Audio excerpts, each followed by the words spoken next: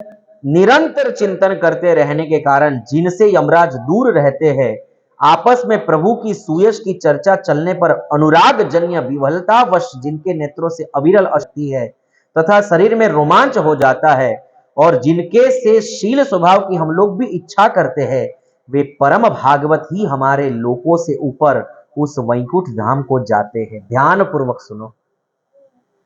ब्रह्मा जी भी कहते मैं भी नहीं जा सकता वैकुंठ में, मैं नहीं जा सकता। कौन जा सकते हैं? तो जो जा सकते हैं उनके स्वभाव का ब्रह्मा जी वर्णन कर रहे हैं। ध्यान से सुनना, कौन जा सकता है? देवाधिदेव श्री हरि का निरंतर चिंतन करते रहने के कारण जिनसे यमराज भी दूर रहते हैं। यमराज डरते हैं,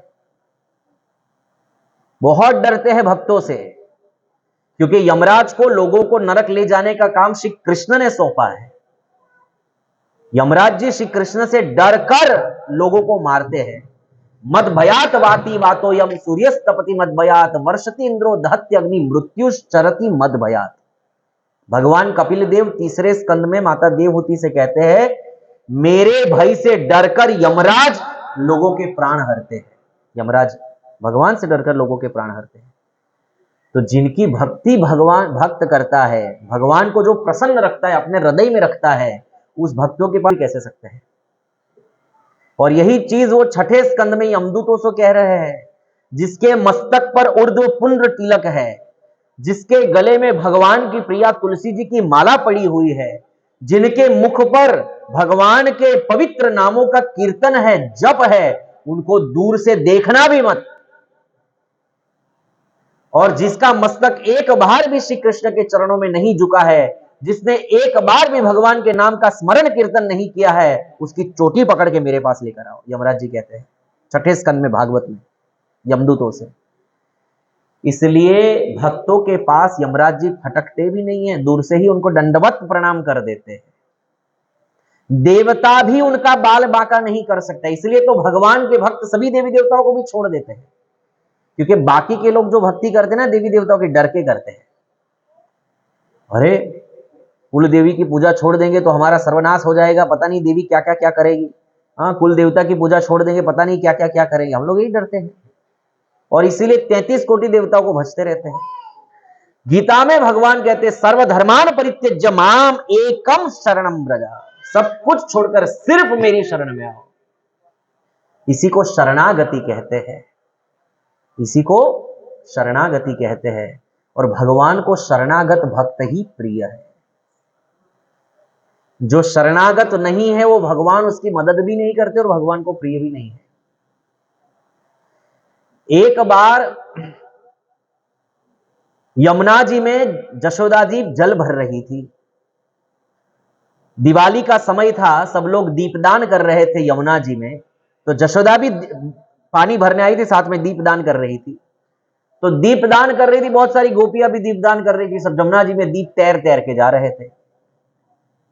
तो श्री कृष्ण थोड़ी दूर पर क्या कर रहे थे, वो जो दीपक थे ना, उसको उठा उठाकर वो किनारे लगा रहे थे, उठाकर किनारे रख रहे थे। जशोदा ने पूछा, लाला तू सबरे दीपन ने काई किनारे ना लगा रहा है, कुछ कुछ दीपन नहीं क्यों किनारे लगा रहा है। तब श्री कृष्ण ने कहा, मैया मैंने सबका ठेका लेके नहीं रखा।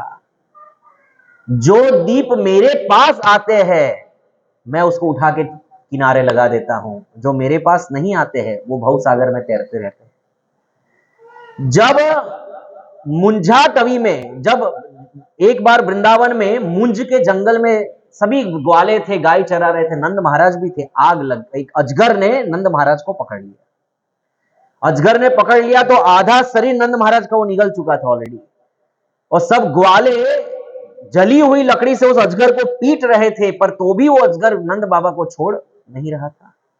श्री कृष्ण कुछ ही दूरी पर थे, सब कुछ देख रहे थे, पर देखकर भी अनदेखा कर रहे थे। इधर उधर जा रहे थे, गाय चरा रहे थे, बांसुरी बजा रहे थे, सब चिल्ला रहे थे, अरे बचाओ बचाओ, नंद बाबा को बचाओ। लेकिन श्री कृष्ण नंद बाबा को बचाने, भागवत में लिखा है।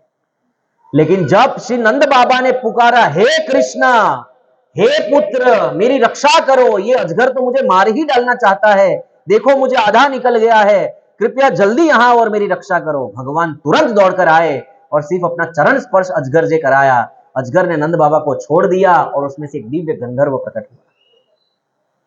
अरे भाई, भगवान का बाबा, भगवान का बाप भी भगवान की शरण में नहीं जाएगा तो भगवान उसको नहीं देखेंगे, तो आपको और मुझे कहां से देखेंगे? ये भगवान का स्वभाव है। भगवान पहले तो आपको बुलाते नहीं है। भगवान को इनविटेशन देने आते घर पे? भगवान को इनविटेशन देने आते घर पे? नहीं। पूरा संसार चल रहा है, सब माया में घूम रहे, सब नाच रहे, गा रहे, खा रहे, नरक जा रहे हैं, स्वर्ग जा रहे हैं, सब कर रहे। भगवान कभी किसी के पास नहीं जाते। भगवान के भक्त जाकर आपको समझाते हैं कि भाई ये संसार सागर से छूटने का एक ही उपाय है, तुम भगवान की शरण में जाओ। और जब कोई भक्त भगवान की शरण में जाता है, फिर भगवान उसको बिल्कुल पसंद नहीं करते कि वो किसी और की शरण में जाए। आपका पति आपको खिलाता है, माता जी लोग बहुत अच्छे से समझ पाएगी, प्रभु जी भी समझ जाएंगे। आप विवाह करके आई है, आपकी जिम्मेदारी आपके पति की है, वो बेचारा अपनी कैपेसिटी के अनुसार आपको खिलाता है, पिलाता है, कपड़ा पहनाता है, ओढ़ाता है, घूमने ले जाता है, खिलाता है, पिलाता है, पुत्र प्राप्ति कराता है, सब कुछ कराता है। वो सब आपको करके देता है बेचारा, अपनी सीमा से, अपनी मेहनत करके, आपकी कैपेसिटी से बाहर जाकर आपको सब कुछ भोग देने की कोशिश करता है। और आप थोड़े से भोग के लिए किसी और पुरुष के पास चली जाए तो वो सहन कर सकता है? बताओ, कर सकता है? वो भी उससे नीच व्यक्ति के पास। आपका पति तो थोड़ा भी कैपेबल है, आप थोड़ी सी वस्तु के लिए कोई नीच व्यक्ति के पास चली जाओ जिसकी उतनी कैपेसिटी भी नहीं है, फिर वो कैसे बर्दाश्त कर सकता है? एक ही काम कर सकता है, आपको छोड़ देगा, जाओ तुम उसी के पास जाओ, अब मेरे पास मत आना वापस। छोड़ देगा कि नहीं छोड़ देगा? बताओ, छोड़ेगा कि नहीं छोड़ेगा? है? वो तो भाई डिपेंड करता है कि आपका पति का स्वभाव क्या है। तो अगर आपका पति आपका पालन पोषण कर रहा है और आप अपने पति को छोड़कर जार पुरुष की सेवा छोटे से भोग के लिए कर रहे थे, आपका पति भी आपको छोड़ देगा, तो श्री कृष्ण तो भगवान है। पहली बात तो ये आपके पास आए नहीं है, और जब आप उनके पास गए हैं तो फिर आपको उनकी ही सेवा करनी चाहिए, क्योंकि वे सर्वसमर्थ है। लोग मजार पर जाते हैं, दरगाह पर जाते हैं, पीछे डलवाते। मुझे बड़ा आश्चर्य और गुस्सा भी आता है कि हमारे ठाकुर जी जो करोड़ों करोड़ों ब्रह्मांड चला सकते हैं, जी मरे हुए को जिला सकते हैं। देवकी के 6 मरे हुए पुत्र को भगवान ने नरक से लाकर देवकी को वापस दिया। भागवत पढ़िए। अपने गुरु जी की पत्नी सांदीपनी ऋषि की पत्नी को अपना मरा हुआ बेटा उन्होंने शंखचूड़ से लाकर उन्होंने दिया, जिंदा करके नरक से यमराज से लेकर आए और उसको दिया। मरे हुए को जिला सकते हैं भगवान, और वो बेचारा खुद मर के कब्र में सोया हुआ है, पता नहीं मियां कब जागेगा। हाँ, कयामत आएगी तब अल्लाह मियां जागेगा। अरे जागेगा क्या जागेगा, वो तो हो गए अंदर धूल। उस मियां की कब्र पे जाके आप अपने मस्तक पर वो डलवाती है पीछे और मेरा कल्याण हो जाए। अरे भाई शर्म करो, शर्म। हम श्री कृष्ण की संतान है। पूर्ण पुरुषोत्तम परमेश्वर जो करोड़ों करोड़ों ब्रह्मांड को चलाने में सामर्थ्यवान है, आपके पेट में पचाता भी वो है। खाने विचार तो नहीं करते? बासुडी, रसगुल्ला, हाँ मालपुआ तो ठोक बे ठोक, ठोक बे ठोक, विचार नहीं करता कि अंदर कौन पचा है। आटलू બધું पचाता है ना। तब तो आप बाबा के पास पीछे डलवाने नहीं जाते कि मैंने इतना खा लिया है बाबा पीछे डालो मेरा पच जाए। आपको कहने भी नहीं आता, पचा देता है बेचारा। मां के पेट में हम जब सोते हैं इतनी थैली में, तो वहां खाना वो पहुंचा देता है। पैदा होते ही मुंह में दांत नहीं होते हैं, पेट में ठीक से आंत काम नहीं करती है, मां के स्तनों में दूध वो पहुंचा देता है। हाँ, और जब हम लोग जाते हैं मजार पर पीछे डलवाने, तब ये सब याद नहीं आता कि हमको किसने खिलाया था, हमको किसने जिलाया था, याद नहीं आता।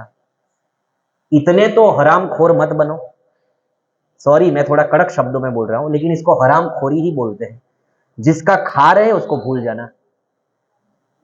इसको कृपण कहते हैं, कृतज्ञ कहते हैं। किया हुआ भगवान का भूल जाते हैं हम लोग। कितना देते हैं भगवान हमको, हम सब भूल जाते हैं और किसी बाबा की मजार पर जाते हैं। अरे वो अपने आप का बचाव नहीं कर पाया, कब्र में घुस गया मर के, अपने आप को ही नहीं बचा पाया।